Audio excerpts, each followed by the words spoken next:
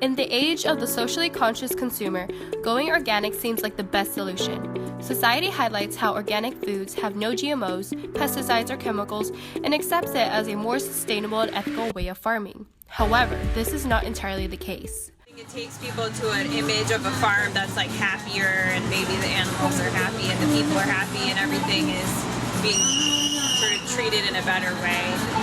You know, there's multinational corporations that produce organic food on like hundreds of thousands of acres of land, and those companies aren't necessarily doing a whole lot better than the conventional farms. They're repeating a lot of the same practices. Despite being one of the largest industries in the world, the agricultural industry offers no rights and protection for farm workers. There are 2.5 million farm workers in the U.S. 72% are foreign-born, and as much as 70% are undocumented.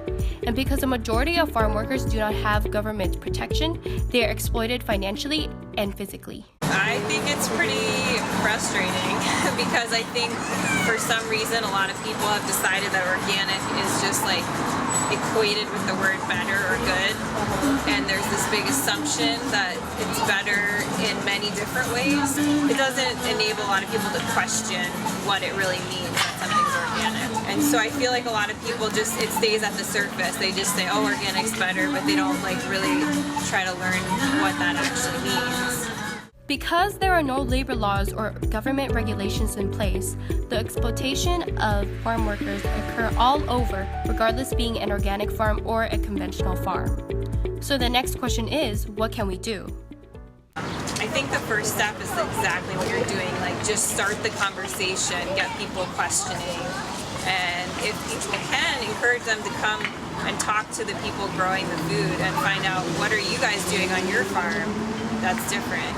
Food is so cheap, you know, in the grocery store. I mean, it might not feel that way all the time, but it really is compared to a lot of other countries, and that does come at a lot of costs that we don't often think about. As consumers and citizens of the globe, the first steps we need to take is to start the conversation. Talk to your family, friends, teachers, peers, and create awareness about the issues facing our food system. We have to go, we have to tell the people that make the laws, like, hey, this is not fair. Like, agriculture can't be the only industry where there's no labor laws. Like, this would never happen if you were a doctor, a nurse, a mechanic, a school bus driver. It's all happening right here, you know, under us. And I wish more people would get angry about, because that's what you need to make a change, you know.